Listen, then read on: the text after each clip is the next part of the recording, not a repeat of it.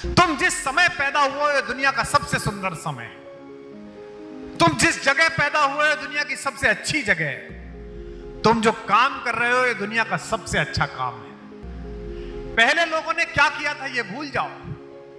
मेरे से भी लोग कहते थे, मैं जब आया कवि सम्मेलनों में आज से 30 साल पहले, तो मेरी एक दोस्त थी, कवित्री थी, कविता पढ़ती थी ग्वालियर की। तो मैं गीत भी सुनाता था और हंसाता भी था लोगों को। तो एक जगह है मैयर, जहां सरस्वती देवी का मंदिर है मध्य प्रदेश में। वहां के कवि सम्मेलन में हम लोग थे और मैयर की मां के सीढ़ियां चढ़ रहे थे दर्शन करने के लिए। तो वो लड़की मुझसे बोली कि कुमार तू कंफ्यूज आदमी है। मैंने कहा कैसे? बोले तू तय नहीं कर पा रहा है कि तुझे क्या बनना है। उस समय कवि सम्मेलनों के 2 सुपरस्टार पोइट थे जो सबसे बड़े स्टार थे। मैंने कहा मैं तेरी बात नहीं समझा।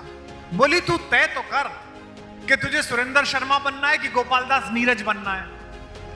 मैंने कहा ये तो दोनों बन गए, सुरेंद्र शर्मा बन गया, गोपाल दास नीरज बन गए, तो बन गए। बोले तुझे क्या बनना है? मैंने कहा मुझे कुमार विश्वास बनना है।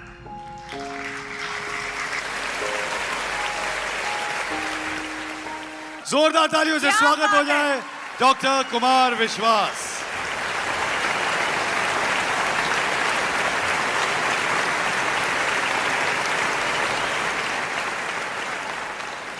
आज इस हॉल में आप देश के सबसे महत्वपूर्ण शहरों में से एक है गुड़गांव, और उसके सबसे खूबसूरत क्षेत्रों में से ये है जहां आप बैठे हो। मुझसे अक्सर इंटरव्यू लेने वाले लोग पूछते हैं, हिंदी की कविता जो 1100 रुपए में थी, आपने जो पुराने लोग होंगे 1970 और 60 की हिंदी फिल्में देखी होंगी। 1960 की और 70 की हिंदी फिल्मों में जो हीरो होता था, राजेंद्र कुमार हो, धर्मेंद्र हो, एक शायर उनका दोस्त होता था महमूद, जॉनी वाकर। वो गरीब आदमी होता था और उसका एक ही काम होता था कि वो सबको शायरी सुनाना चाहता था और कोई उसकी शायरी सुनना नहीं चाहता था। जब मैंने सन 2000 में ये काम शुरू किया कि मुझे सार्वजनिक रूप से कविताएं सुनानी हैं, तो मैंने उस दिन तय किया कि अब शायर चप्पल में नहीं घूमेगा, अब शायर तांगे में नहीं चलेगा, रिक्शे में नहीं चलेगा, अब शायर मर्सिडीज एस क्लास में चलेगा, चार्टर में चलेगा। और अगर लोगों का दूसरे का गाया हुआ दर्द बिक सकता है तो मेरी जी हुई आत्मा का दर्द महंगा बेचा जाएगा, ये मैंने तय किया होगा। तात्पर्य यह है कि अगर आप तय कर लें कि आपको अपने आप को कैसे प्लेस करना है। मकान तो सब बना रहे हैं, फ्लैट तो सब बना रहे हैं, अलग अलग समूह के कई बिल्डर तो ये सामने बैठे हैं, लेकिन आप अपने प्रोडक्ट के बारे में तय कर लें, बनाने वाले आप और बेचने वाले जो पीछे बैठे हैं, कि हमारे बीच का सामंजस्य क्या है। और एक बात और ध्यान रखना, ये जो आगे बैठे हैं सोफे वाले, इनको ये बात पता चलेगी, आप लोग भगवान करे जल्दी जान जाओ, इस देश में 1 करोड़ रुपए महीने कमाना बहुत मुश्किल काम है। घुटने लग जाते हैं साहब। मैं गुजरा हूं इससे, इसलिए मुझे पता है, आप सब तो गुजरे हैं ही। बहुत मुश्किल काम है। 1 लाख रुपए कमाना, 2 लाख रुपए कमाना, 5 लाख रुपए कमाना ज्यादा मुश्किल काम नहीं है।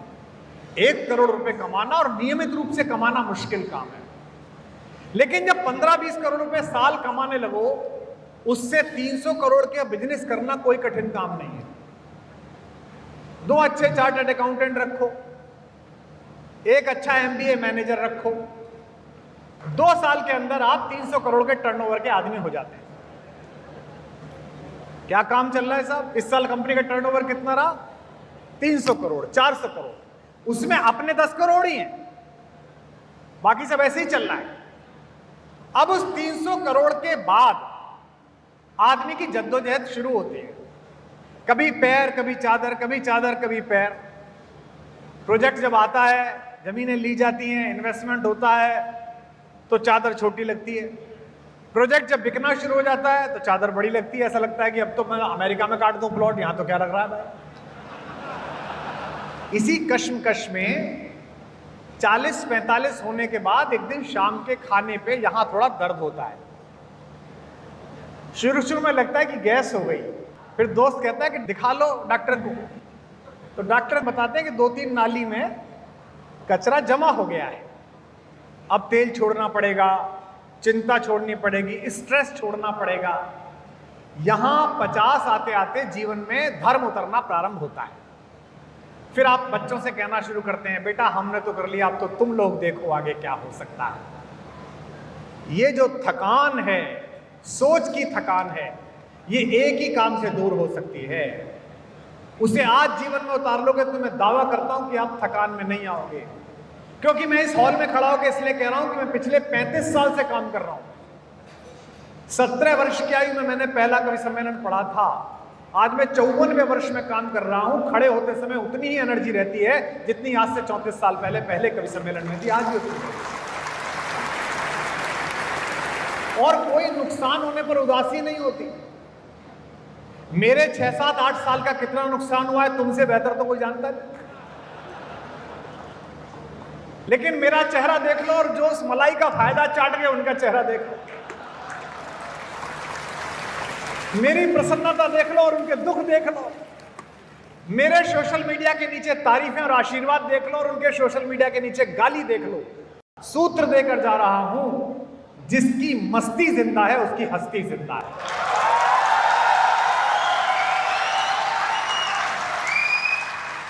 काम को करना तो आनंद की तरह करना। मकान बनाना, मकान बेचना, फ्लैट बेचना तो ऐसे करना जैसे बैडमिंटन का मैच खेल रहे हो, जैसे घर पे बैठ के शतरंज खेल रहे हो, पत्नी ने पकोड़े बना दिए, 4 दोस्त आ गए। अगर तुमने काम को यह समझ के करा कि बड़ा मुश्किल काम, चाहे आपके चेयरमैन हो, चाहे पीछे बैठा हुआ, सबसे पीछे बैठा हुआ वो 100 फ्लैट बेचने वाला मेरा भाई हो, जो भी घर से काम करने निकले, ये समझना मंदिर जा रहा हूं पूजा करने के लिए। सदा अपने काम की तारीफ करना, अपनी कंपनी की तारीफ करना। अगर ये कहते रहे कि बड़ा मुश्किल है, बहुत खराब माहौल है, रिसेशन आ गया, अब तो बिक ही नहीं रहा, प्रॉब्लम हो गई है, ये हो गया है, तो ये दुख तुम्हारे जीवन में परिणाम दुख ही लाएगा। और अगर किसी ने भी रात को उठा के भी पूछा कि काम कैसा चल रहा है, अरे बड़ी लक्ष्मी की कृपा है, माता की बड़ी कृपा है, रस बरस रहा है, 5 प्लॉट बेच दिए, 6 और बेचूंगा, बहुत शानदार हो जाएगा, आगे चलने वाला हूं, यही सुख तुम्हारे जीवन में सुख बनकर उतर जाएगा। मुझे लोग मिलते हैं दुखी, मैं उनसे कहता हूं कि क्यों दुखी हो? मेरे काम को लेके मुझसे ज्यादा दुनिया दुखी है। एयरपोर्ट पे जाता हूं तो सीआईएसएफ वाला मुझसे कहता है, भाई साहब बड़ा बुरा हुआ, पार्लियामेंट में दिखने चाहिए थे आप। मैंने कहा जो दिख रहे हैं उन्होंने क्या कर लिया? हरियाणा का एक लड़का स्कूल में पढ़ता था, 4th क्लास में, एक दिन छुट्टी मार दी, अगले दिन गया तो अध्यापक ने कहा तू कल क्यों नहीं आया था? बोले गुरुजी कल मन नहीं था। अरे बोले कल भी आना चाहिए था। बोले हाँ गुरुजी नहीं आ पाया था। अरे बोले तुझे कल आना चाहिए था। लड़के को आया गुस्सा, बोले जो कल आए थे उन्हें कौन कलेक्टर बना लिया था ने? अरे आज पढ़ लूंगा। इतने दुखी लोग हैं। अब मैं कहता हूं जो चला गया, जो नहीं मिला, जिसकी संभावनाएं थी, जो हो सकता था, उसे गिनने के बजाय मैं गिनूं कि मुझे मिला क्या। पता नहीं लोग दुखी क्यों हैं। तुम जिस समय पैदा हुए हो दुनिया का सबसे सुंदर समय, तुम जिस जगह पैदा हुए हो दुनिया की सबसे अच्छी जगह है, तुम जो काम कर रहे हो ये दुनिया का सबसे अच्छा काम है। पहले लोगों ने क्या किया था ये भूल जाओ। मेरे से भी लोग कहते थे, मैं जब आया कवि सम्मेलनों में आज से 30 साल पहले, तो मेरी एक दोस्त थी, कवित्री थी, कविता पढ़ती थी ग्वालियर की, तो मैं गीत भी सुनाता था और हंसाता भी था लोगों को।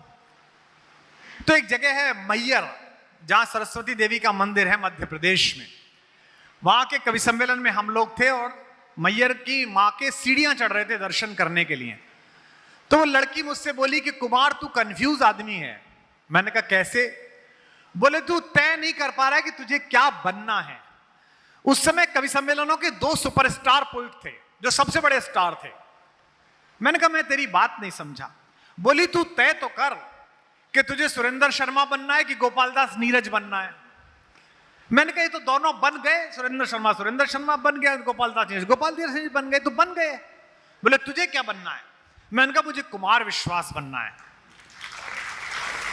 आज तो आपने ताली बजाई, लेकिन उसने मुझसे यह पूछा था ये क्या होता है कुमार विश्वास? एक ब्रांड तो तय करना पड़ेगा। आज वो मिलती है तो मुझसे कहती है कि हिंदुस्तान का हर कवि लगभग कुमार विश्वास बनने की कोशिश करता है, और जो भी कवि मुझसे पूछता है कि मैं आप जैसा बनना चाहता हूं, मैं उससे कहता हूं मेरे जैसा मत बन, मैं बन चुका, तू अपने जैसा बन, जो तू है। तो जितने लोग इस हॉल में बैठे हैं वो सब मॉडल हैं आने वाले कल के लिए, अगर खुद पर काम करना शुरू कर दें। जिन्होंने दुनिया में बड़ा काम करा है उनमें क्या सुरखाब के पर लगे हैं, उन्होंने क्या महत्वपूर्ण काम करा है। इस देश में जितने सबसे बड़े लोग हुए हैं पिछले कुछ समय में, उनकी जीवन जाके देखिए। मेरा सौभाग्य है कि मैं उनमें से कुछ लोगों के साथ मैंने जीवन का कुछ पल बिताया है। तुमसे और हमसे अतिरिक्त सामान्य पृष्ठभूमि में पैदा हुए, पर हरियाणा में बैठे हुए सारे लोगों, इस ग्रुप में बैठे हुए लोगों, मैं तुमसे यह कहने आया हूं, तुम सबके अंदर एक बजरंगबली है, एक हनुमान है। मैं जामवंत हूं जो उसे पहचान दिलाने आया हूं, तुम्हें याद दिलाने आया हूं। मैं जब भी कोई नया काम शुरू करता हूं, मेरे पिताजी मेरी पत्नी से पूछते हैं कि अब क्या परेशानी है इसे। मेरे पिताजी को मुझ पर सदा शंका रहती है कि यार ये पता नहीं क्या करेगा। मैंने अभी पिछले दिनों, कोरोना के दिनों में जो जो काम किया आपने देखा होगा, 2500 जगहों पर कोविड सेंटर खुलवाए। उसी बीच मैंने अपने फार्म हाउस पर एक फिल्म लिख दी। तो मेरे पिताजी ने मेरी पत्नी से पूछा, इतनी पॉपुलैरिटी मिल गई है, इतनी लोकप्रियता है सब दुनिया में, और क्या चाहता है। मेरे दोस्त भी पूछते हैं कि क्या चाहता है, हिंदी के कवि को और क्या चाहिए। मैं कहता हूं कि ब्राजील के बीच पर, समुद्र तट पर, जिस दिन ब्राजीलियन लड़कियां सनबात करती हुई कोई दीवाना कहता है गा रही होंगी, उस दिन मैं मानूंगा कि मैंने आधा काम कर दिया। और आपने देखा कि तंजानिया में कुछ लोग गा रहे थे, वीडियो बड़ा वायरल हुआ। फिलीपींस में कुछ बच्चे गा रहे थे, बड़ा वायरल हुआ। यानी कि आपकी महत्वाकांक्षा की कोई सीमा नहीं होनी चाहिए। पर हां, इस बीच एक बात और ध्यान रखना, एक शब्द है महत्वाकांक्षा, एम्बिशन, और एक है ग्रीड, लालच। महत्वाकांक्षा अनंत रखना और लालच जीरो रखना। हमने उल्टा कर दिया है, हमारा लालच बढ़ गया है, महत्वाकांक्षा जीरो हो गई। हमको लगता है इसी में कम जाए, इसी में हो जाए, यहीं से निकालना। नहीं, ये मत करो। आप अपनी महत्वाकांक्षा को तो आकाश पर रखना, अपने लालच को जीरो रखना। क्योंकि जो आप नहीं देखते वो ईश्वर देखता है, वो भाग्य देखता है। मैं अपने जीवन में जनता की नजरों में 3 बार 3 जगहों से पराजित हुआ हूं, और 2 बार जब पराजित हुआ, 3 बार जब पराजित हुआ, तीनों बार उन पराजयों ने मुझे ज्यादा बड़ी चीजें दिलाई। इसलिए अगर कोई नुकसान हो जाए, आप लोगों, कोई प्रोजेक्ट फेल हो जाए, किसी में आपकी रिकवरी कम आए, तो यह समझना कि भगवान आपको किसी बड़ी चुनौती के लिए तैयार कर रहा है। दोस्तों, चाहे आगे आपके चेयरमैन बैठे हो, चाहे पीछे आपके यहां का सामान्य कर्मचारी बैठा हो, चाहे मेरी व्यवस्था में लगे हुए साथी जो मुझे लेके आए वो बैठे हो, एक बात ध्यान रखना, कितने भी बड़े पद के हो और कितने भी बड़े ज्ञान के हो, जिस संस्थान में काम कर रहे हो उससे बड़े नहीं हो। अगर उससे बड़े बनने की कोशिश की तो संस्थान छोटा रह जाएगा और तुम समाप्त हो जाओगे। प्रधानमंत्री कल परसों बाहर से बोल के लौटे हैं, तो प्रधानमंत्री के कुछ निंदक उनकी मजाक उड़ा रहे हैं। मेरा कहना है कि देश में आप उनके खिलाफ चुनाव लड़िए, देश में आप उनके खिलाफ प्रचार करिए, खूब एक दूसरे से तू मैं करिए, वो करते ही हो, मेरे कहने से क्या रोकोगे। लेकिन जब प्रधानमंत्री बाहर जाता है तो वो किसी पार्टी का नेता नहीं होता, वो 140 करोड़ लोगों का प्रतिनिधि होता है। उसके साथ जो व्यवहार होता है वो भारत के कारण होता है।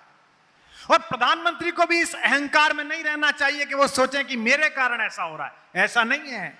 140 करोड़ लोगों ने अपना विश्व भर में जाकर अपना पराक्रम सिद्ध किया, उस पराक्रम के प्रतिनिधि होने के कारण आपका सम्मान हो रहा है। क्योंकि हमारे बेटे बेटियों ने दुनिया में जाकर इतना अच्छा काम किया है कि आप भी विदेश जाते होंगे। मैं जाता हूं कुर्ता पजामा पहनकर, मैं जाता हूं धोती पहनकर लंदन की ट्यूबलर में, तो ट्यूबलर में बैठा हुआ पड़ोसी मुझसे मेरा कपड़ा देख के पूछता है, कुछ हिंदुस्तानी फोटो खिंचवाने आ जाते हैं, कुछ पाकिस्तानी आ जाते हैं, तो आश्चर्य में पूछता है from which country you are. मैं कहता हूं आई एम फ्रॉम इंडिया। तो बड़े मुस्कुरा कर कहता है Indians very good engineers, very good doctors, very good chartered accountants. इस देश के प्रतिनिधि होने के कारण आपको आदर मिल रहा है। देखो आज से 75 साल पहले हम दो भाई एक साथ आजाद हुए थे। मुझे गर्व होता है ये कहने में कि दुनिया में हम जिस देश में भी गए, चाहे वीजा लेकर गए चाहे नागरिकता लेकर गए, कितने गौरव की बात है कि उस देश के खिलाफ होने वाले किसी काम में किसी भारतीय का नाम नहीं आता। और अगली बात दुखद है, लेकिन आप हंसोगे भी और रोगे भी। एक हमारा भाई आजाद हुआ था, दुनिया में कहीं कोई फजीता हो, कहीं कोई बम फटे, कहीं कुछ हो, बिना ढूंढे पता चल जाता कि इनके 4 आदमी थे। ये क्या है? ये अंतर है क्रिएटिव होने में और डिस्ट्रक्टिव होने में। अगर टीम में आप कमियां ढूंढने लगो, ये खराब करता है, ये इसने ऐसे कर दिया, इस पर ऐसा नहीं हुआ, कोई काम नहीं होगा। हम में से बहुत सारे लोग इस अहंकार में रहते हैं कि हम संगठन से बड़े हैं, हमें जो काम सौंपा गया है इससे भी बड़े हैं हम। 2 लोगों का मैं उदाहरण देता हूं जिनकी संगठन क्षमता ने यह बताया कि पृथ्वी पर आकर मनुष्य रूप में रहकर भी आप भगवान बन सकते हैं। पहले तो राम, उन्होंने अपने एम्प्लॉइज में, अपने साथ काम करने वाले लोगों में इतना भरोसा बोया है कि उनका हर व्यक्ति अपनी निजी महत्ता भूलकर उनके काम के लिए समर्पित हो चुका है। ये जो मैं बात बोल रहा हूं, ये सोफे पर बैठे हुए सीनियर्स के लिए बोल रहा हूं। आपकी साइट पर अभी केवल एक दरवाजा लगा है, उस दरवाजे पर गेट पर बैठने वाले 15,000 16,000 का जो गार्ड है, उसके अंदर भी आपकी कंपनी को लेकर वैसी ही मोहब्बत होनी चाहिए जैसी आपके अंदर है। और ये कहने से नहीं होगी बॉस, ये जिस दिन आप उसके कंधे पर हाथ रखकर उसका हालचाल पूछ लोगे, उस दिन वो मानेगा कि सेठ की कंपनी नहीं है, मेरी भी कंपनी है, मेरा भी काम है। अब एक टीम, भरोसा करना, जिसको जो काम सौंप दिया, सौंपने वाला उस पर भरोसा करे और करने वाला उसे ऐसा करे कि मुझे करके ही देना है। सबसे बड़े टीम बिल्डिंग का काम मैं देखता हूं, एक 15 साल का लड़का है ब्रज में, इंद्र ने बारिश कर दी, इतनी ज्यादा बारिश हो गई कि पूरा ब्रजमंडल डूबने लगा।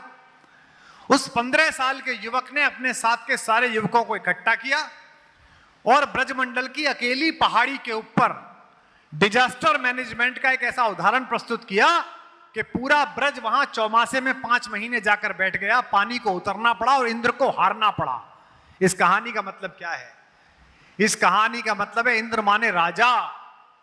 अगर राजा भी अहंकार में हो और आप सामान्य लड़के भी हो, अगर एक दूसरे के साथ हाथ से हाथ बांध लिया तो दुनिया के हर एक राजा को पराजित होना पड़ेगा और आपकी विजय सुनिश्चित हो जाएगी। ये जो टीम स्पिरिट है भगवान कृष्ण की, तो अगर टीम स्पिरिट आप में रही तो आप विश्व विजेता बन जाओगे। क्रिकेट देखते हो? देखते हो भाई, क्रिकेट देखते ही हो।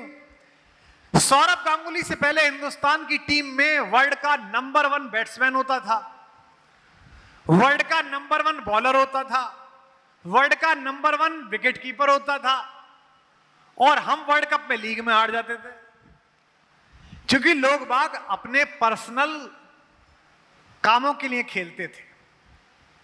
लोग बाग खेलते थे स्कोर कितना हो रहा है। सौरभ गांगुली पहले कप्तान आए जिन्होंने कहा कि कोई भी हो, टीम के साथ खेलना पड़ेगा। थोड़ी सी मेहनत कपिल देव जी ने भी की थी, उस समय भी कुछ लोग अपना ही खेलते थे। टीम ने साथ खेलना शुरू किया तो हम विश्व कप भी जीतने लगे, एशिया कप भी जीतने लगे, चैंपियंस भी जीतने लगे। आज चाहे राजनीति हो, चाहे समाज का कोई क्षेत्र हो, बिना टीम के होगा नहीं। और यह शास्त्र कह गया है, संगे शक्ति कलयुगे। कलयुग में आपकी रिलेशनशिप की, आपकी एसोसिएशन की शक्ति हो। तुमको 50 साल बाद तुम्हारा पोता कैसे देखे? लोग मुझसे कहते हैं कि आप इतना सच क्यों बोलते हो? प्रधानमंत्री आपके प्रशंसक हैं, फिर भी आप सरकार की आलोचना कर देते हो। इतना सच क्यों बोलते हो? मैं इसलिए बोलता हूं कि आने वाले कल में आज जो मैं बोल रहा हूं यह डिकोड हो जाएगा। साइंस पढ़ी होगी कुछ लोगों ने। साइंस में एक नियम है, E=mc²। हालांकि यह पहले हमारे शास्त्र में था। ऊर्जा न पैदा की जा सकती है, न नष्ट की जा सकती है, वो केवल रूपांतरित की जा सकती है। यानी कि जो भी पृथ्वी पर बोला गया है वो एनर्जी है। वो कहीं ना कहीं तो पड़ी होगी आसमान में कॉस्मिक रेज के साथ। और अमेरिका इस पर काम कर रहा है 20 साल से। आवाजें सुनी गई हैं, उन आवाजों को साथ मिलाने का क्रम जारी है। मैं रहूं या ना रहूं, मेरे रहते या मेरे बाद, आपके रहते आपके बाद, ये सारी आवाजें डिकोड हो जाएंगी। जो छोटे बच्चे यहां सुन रहे हैं 20 के आसपास के, वो अपने जीवन में भगवान श्री कृष्ण का गीता ज्ञान उनकी आवाज में सुन पाएंगे। ये तय बात है। साइंस पहुंच चुकी है, यहां तक आने ही वाली है। शुरू में अलग अलग अक्षर मिलेंगे, बाद में जोड़े जाएंगे, फिर एक सिचुएशन आ जाएगी, फिर कोई आपका छोटा सा मोबाइल नुमा कोई चीज आ जाएगी कि डाला सॉफ्टवेयर और पकड़ लिया। उस समय पूछा जाएगा कि कौन सच बोल रहा था। क्या सचमुच ऐसा कहा था कृष्ण ने? क्या सचमुच ऐसा कहा था गांधी ने? और फिर इतिहास नए सिरे से लिखा जाएगा। जो आज इतिहास के हीरो हैं, हो सकता है वो विलेन बन जाएं, और जो विलेन है वो हीरो बन जाएं। मैं रोज सच इसलिए बोलता हूं कि 200 साल बाद जब मेरी बात डिकोड करके सुनी जाए तो मेरे वंश में पैदा होने वाला 5 पीढ़ी बाद का बच्चा कहे कि हमारे खानदान में यह आदमी था, ये सच बोलता था, सच्चाई के साथ था, इसने ये बात बोली। तो आज आप जो कुछ भी काम कर रहे हो, ये 100 साल बाद आपकी पीढ़ियां आपसे बात करेंगी, आपके बारे में चर्चा करेंगी। तो आप ये लोग तो सुधारो, परलोक भी सुधारो। किसी को पता नहीं है मरने के बाद कहां जाना है। एक ही बात पता है कि आप यहां रहने हो। जितने लोग चिंतित हैं, मुझको लंदन में एक सज्जन मिले, हमारे एक मित्र हैं, वो मिले मुझसे बोले कि कहते में भी शर्म आ रही है, आपसे एक बात पूछनी है। मौत से बचने की क्या तरकीब है, आप बताइए। पैसा कमा लिया है, चार्टर प्लेन ले लिए हैं, दुनिया भर में महल बना लिए हैं, लेकिन मन कर रहा है कि 85 साल 185 साल हो जाए। मैंने उनसे कहा आपकी छोड़िए, ये तो रावण की नहीं हुई, किसी की नहीं हुई, अकबर की नहीं हुई। एक तरकीब है। बोले क्या? मैंने वो तरकीब उन्हें बताई, आपको बता रहा हूं, आपको ठीक लगे तो बताना। मौत से बचने की एक तरकीब है। मौत से बचने की एक तरकीब है। दूसरों की सोच में जिंदा रहो। अगर आपका पड़पोता कोई अच्छा काम करते हुए यह कहता है कि बाबा ऐसा कहते थे, जब जब वो अच्छा काम कर रहा है तब तब बाबा जिंदा हैं। अगर आपकी बेटी की बेटी की बेटी ये कहती है कि हमारी परनानी ऐसा कहती थी, आप जा चुकी हैं, आपका हीरा जा चुका है, आपका सोना जा चुका है, आपकी बनारस से आई 3-3 लाख की साड़ियां खत्म हो चुकी हैं, लेकिन आपका संस्कार जिंदा है। सिग्नेचर के फ्लैट में रहते हुए सेठ जी अगर 50 साल बाद रहने वाला आपके दरवाजे को हिलाते हुए कह दे कि यार पता नहीं कौन आदमी था, ऐसा दरवाजा लगा के गया है कि आज तक नहीं बदलना पड़ा, तो आपका काम हो सकता है बदल जाए, लेकिन आप जिंदा रहेंगे उसकी प्रशंसा में, उसकी तारीफ में। तो टीम बिल्डिंग, सच्चाई, ईमानदारी और एक ये मानना कि मैं जिस काम के लिए भगवान ने चुना हूं वो दुनिया का सबसे अच्छा काम है, दुनिया का सर्वश्रेष्ठ काम है। आपके पास तो शिकायत का कोई मौका भी नहीं है। मैंने आपको शुरू में भी बोला, फिर बोल रहा हूं, दुनिया के सबसे संभावनाशील देश में आप इस समय हो। दुनिया के दूसरे देशों में मैं जाता हूं, वहां के एम्बेसडर से भी मिलता हूं, इतनी ज्यादा उम्मीद किसी देश से नहीं लगा रखी जितनी आपसे लगा रखी। आपसे सबसे ज्यादा उम्मीद है, और आप कितनी बड़ी ताकत बन गए हो इस बात का अंदाजा आप इससे लगाओ कि चलते हुए रॉकेटों के बीच में, जलती हुई मिसाइलों के बीच में, चलती हुई तोपों के बीच में दो देशों की सेनाएं आमने सामने जूझ रही हैं, लेकिन एक हिंदुस्तान का लड़का तिरंगा निकाल के दिखा देता है तो दोनों देशों के सैनिक यूक्रेन और रूस वाले रास्ता दे देते हैं कि चले जाओ। ये छोटी मोटी बात है क्या? आप पड़ोस का देश देख लो, आटे की समस्या हो रही है। जो पहले प्रधानमंत्री था उसकी क्या हालत की जा रही है उसका तय भी नहीं है। तो आप सबसे अच्छे समय में पैदा हुए, जिस युग में हम हुए वही तो अपने लिए बड़ा है। देखो तुम्हारे आगे कितना कर्म क्षेत्र पड़ा है। हमको ऐसा लगता है कि भारत में क्या कर लेंगे, लेकिन आप जनरेशंस देखिए। मेरे पिताजी 9 मील पैदल चल के स्कूल जाते थे, मैं शायद 1 किलोमीटर पैदल चल के स्कूल जाता था। मेरी बेटी ने कॉलोनी के उस मोड़ से गाड़ी पकड़ी तो उसे भी वो कहती है लाइफ में बड़ा स्ट्रगल था। तो स्ट्रगल के माने बदल रहे हैं।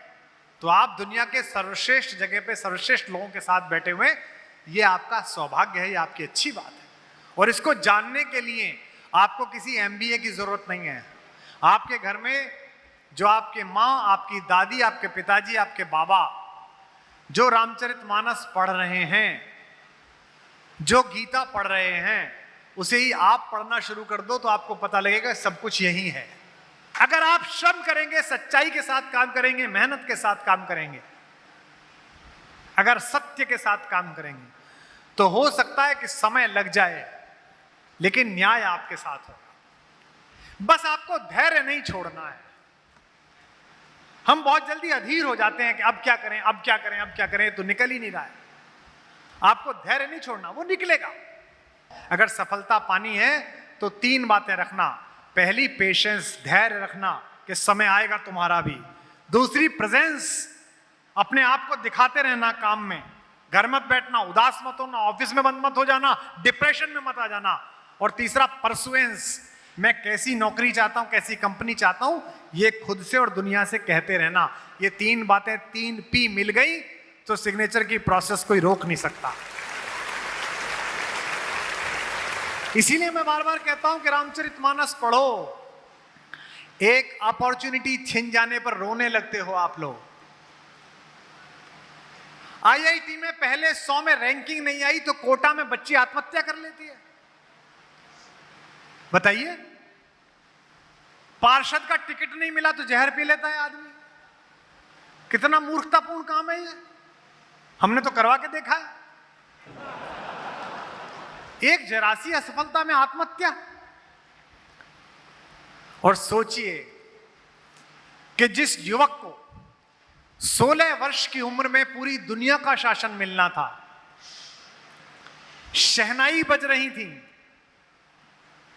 पूरी अयोध्या में प्रकाश कर दिया गया था, लाइटिंग कर दी गई थी, पूरी दुनिया से अतिथि बुला दिए गए थे, राष्ट्राध्यक्ष आ गए थे, और अचानक शहनाई बंद हो गई और पिताजी ने अंधेरे कक्ष में बुलाकर कहा कि बेटा, तेरा राज्याभिषेक नहीं होगा,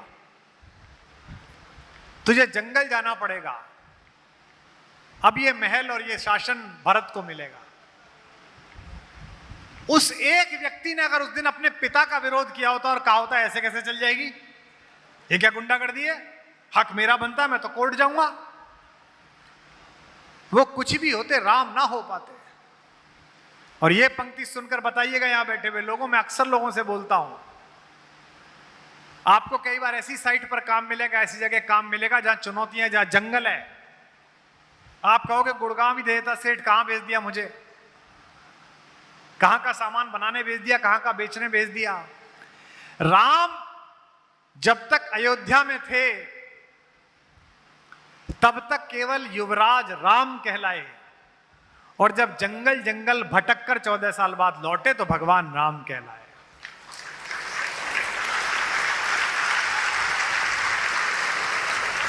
इसका मतलब यह है कि जब तक चुनौतियों के जंगल को पार कर कर वापस नहीं लौटोगे, तब तक अपने काम के भगवान बनने की संभावनाएं जीरो हैं। मैंने आपसे जब बातचीत शुरू की तो पहला वाक्य मैंने ये बोला कि मैं 35 साल से मंच पे हूं।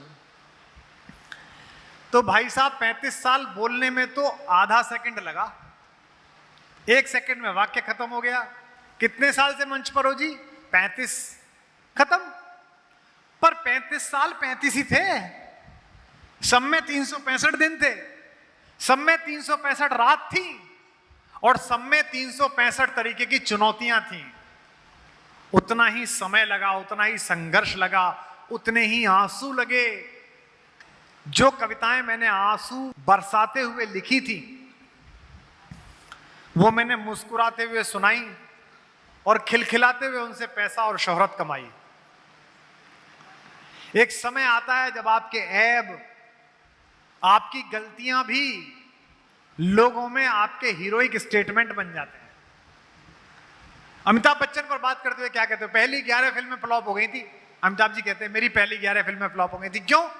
क्योंकि 11 फिल्में फ्लॉप होने के बाद उन्होंने 12वीं फिल्म जंजीर पाने के लिए मेहनत बंद नहीं करी।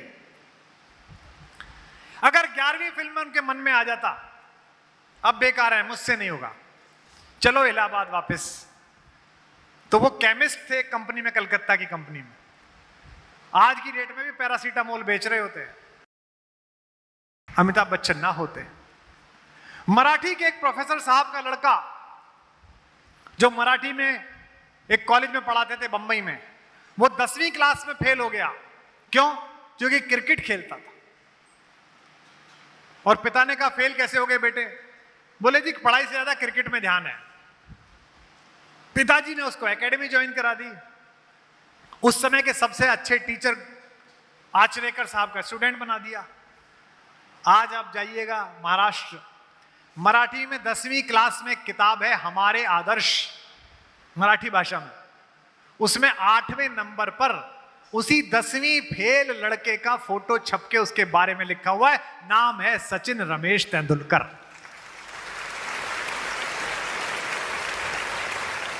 ये मैं इतनी सारी बातें उपदेशात्मक नहीं कह रहा, ये मैंने खुद जी कर देखी है। मैंने इस उपहास को देखा है।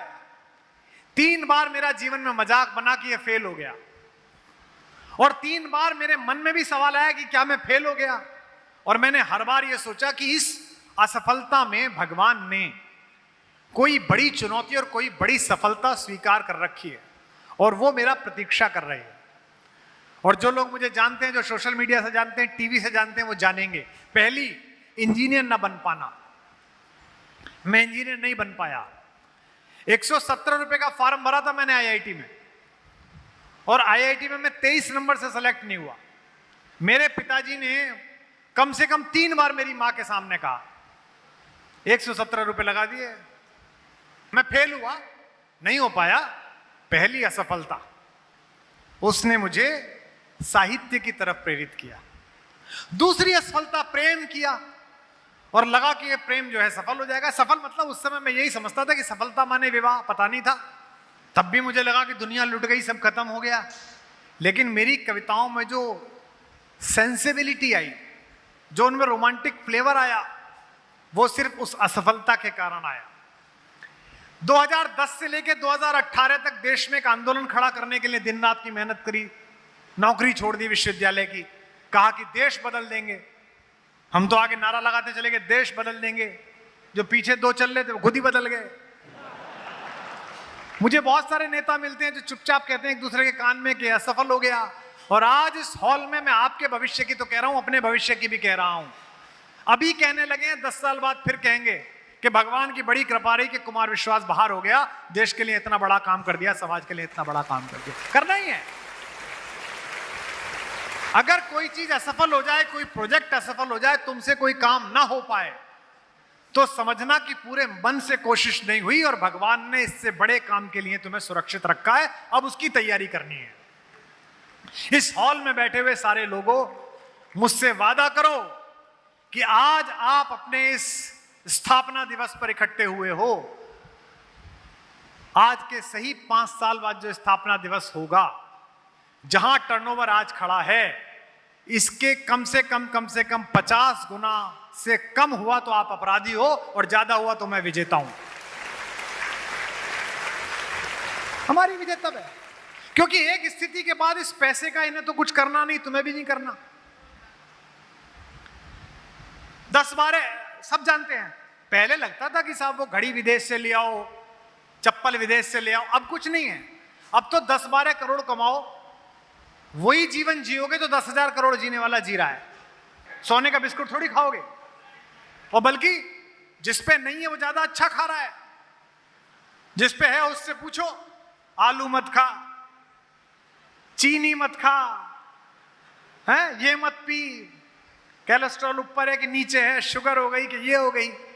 रोटी में भी सीधी रोटी नहीं खाई जा रही, इसमें चना मिला ले, सोयाबीन मिला ले, ओट मिला ले, बाजरा मिला ले, 8 तरह के अनाज पीस के खाए जा रहे हैं। इसका मतलब अपने लिए तो नहीं जी रहे हो। किसके लिए जी रहे हो? जो इस कंपनी में काम करने वाले 5,000 10,000 लोग हैं, उनके लिए जी रहे हो। अपना तो हो चुका। सोफे पर बैठे हुए लोगों, तुम्हें जो कमाना था तुमने कमा लिया, अब यहां से आगे भगवान का काम कर रहे हो।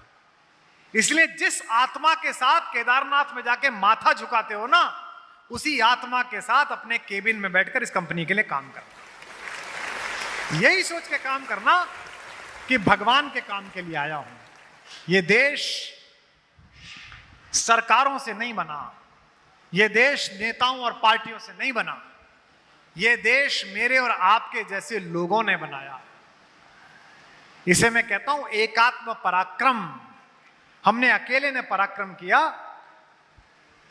कोई मराठी के प्रोफेसर का लड़का बल्लेबाज बन गया, कोई ओमान के पेट्रोल पंप पर पेट्रोल भरने वाला एक गुजराती आया, वो धीरूभाई अंबानी बन गया।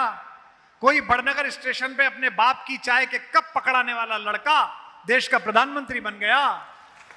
कोई मठ में सुबह दोपहर शाम गोरख मंदिर में पूजा करने वाला एक योगी प्रदेश का मुख्यमंत्री बन गया। संघ की शाखा लगाने वाला एक प्रचारक आपके हरियाणा का मुख्यमंत्री बन गया।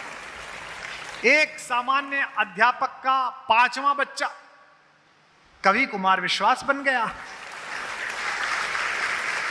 ये सब सरकारों की योजनाओं के काम नहीं थे, अकेले एक आदमी ने मेहनत की। उन्होंने नोएडा में खड़ा कर दिया, उन्होंने गुड़गांव में खड़ा कर दिया। पूरा भारत पड़ा हुआ है। देश के सारे सी कैटेगरी के शहर ए होना चाह रहे हैं। पूरा कंट्री प्रतीक्षा कर रहा है। कोई जगह छोटी बची ही नहीं है। हर शहर में नेटफ्लिक्स है, हर शहर में बड़ी गाड़ियां हैं, हर शहर में 5G पहुंच गया है, हर शहर में इनके साथ जो व्यसन होते हैं वो भी पहुंच गए हैं, और लोगों की घर में रहने की जो शौक है वो बढ़ गया।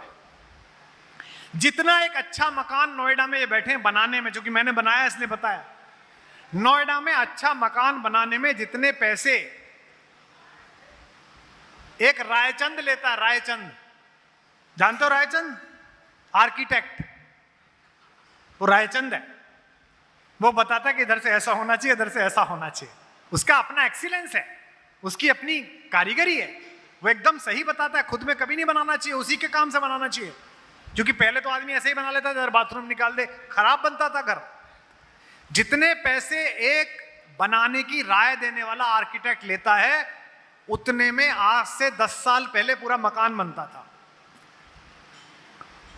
अगर आपको अच्छा घर बनाना है 10-20 हजार स्क्वायर फीट का, तो उसमें जितने पैसे आर्किटेक्ट आपसे लीगल ले लेता है, वेंडर से ना भी ले तो भी उतने पैसे में घर बन जाता था। यानी कि लोगों की अफोर्डेबिलिटी बढ़ गई है। लोग तेजी से लोअर मिडिल क्लास से मिडिल क्लास में आ रहे हैं, और मिडिल क्लास से अपर क्लास में आ रहे हैं, अपर से हायर अपर क्लास में जा रहे हैं, और हायर अपर क्लास में फिर लोन लेके विदेश भाग रहे हैं। ये पूरा सिस्टम है। किस संस्कार और परिवेश से हिंदुस्तान के लोग निकले थे, और इन बड़ी राजनीति में बैठे हुए लोगों ने, इन बड़े जिसे कहते हैं व्यसनी लोगों ने, लालची लोगों ने देश का मानक बदल दिया साहब। गांव में बूढ़ा मरता था, गरीब बूढ़ा 80 साल की उम्र में, बड़े बेटे को कान के पास बुला के फुसफुसाते हुए कहता था, 15 रुपए महेंद्र के भैया उसके दे दियो। बोलता था 30 रुपए बागपत वाले फूफा जी के उनके दे देना।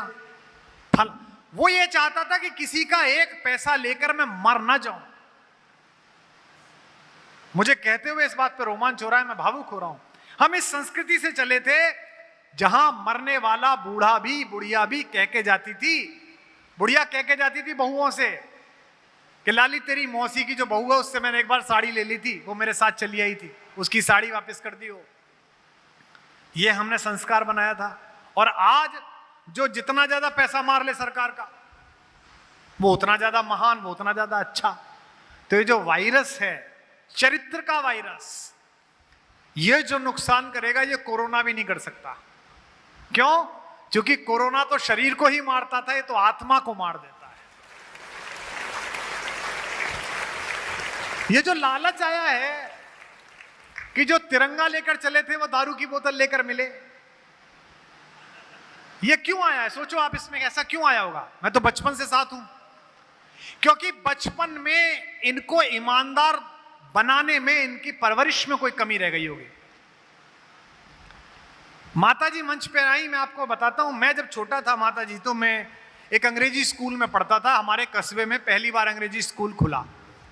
अंग्रेजी स्कूल मतलब good morning madam, good evening madam, है ना। घर पे आके बच्चा शटअप बोलने लगे तो अंग्रेजी स्कूल में पढ़ रहा है। हाँ, पहले सब टाट पट्टी वाले में पढ़ते थे, हम पहले अंग्रेजी स्कूल में भेजे गए। तो उन दिनों रबड़ जो आती थी वो नटराज की आती थी, लेकिन एक नई रबड़ आई थी जो प्लास्टिक के छोटे छोटे पशु पक्षियों के बीच में रख के आती थी। देखी होगी शायद कुछ लोगों ने, गैंडे के बीच में, हाथी के बीच में, जिराफ के बीच में। मेरे को वो रबड़ बड़ी पसंद थी, तो मैंने अपनी माँ से कहा कि दूसरी क्लास में था मैं, कि मुझे रबड़ दिला दो। 5 भाई बहन, 2 बुआ रहती थी घर पे, एक चाचा पढ़ता था, एक तनख्वाह, कम में काम चलाना होता था। तो मेरी माँ ने कहा नहीं ये बहुत महंगी है। 2 रुपए की थी वो रबड़, और नटराज की रबड़ 15 पैसे की आती थी। उन्होंने कहा इसी से काम चलाओ, मिटाना ही तो है। नहीं मिली। 2-3 दिन बाद मैंने मेरी ही डेस्क पर बैठने वाले एक लड़के की रबड़ चुरा ली और मैं उसे घर ले आया। शाम को होमवर्क के लिए बैठा तो रबड़ दिखाई दी, हाथी के बीच में रबड़। तो मेरी माँ ने मुझसे पूछा ये क्या है?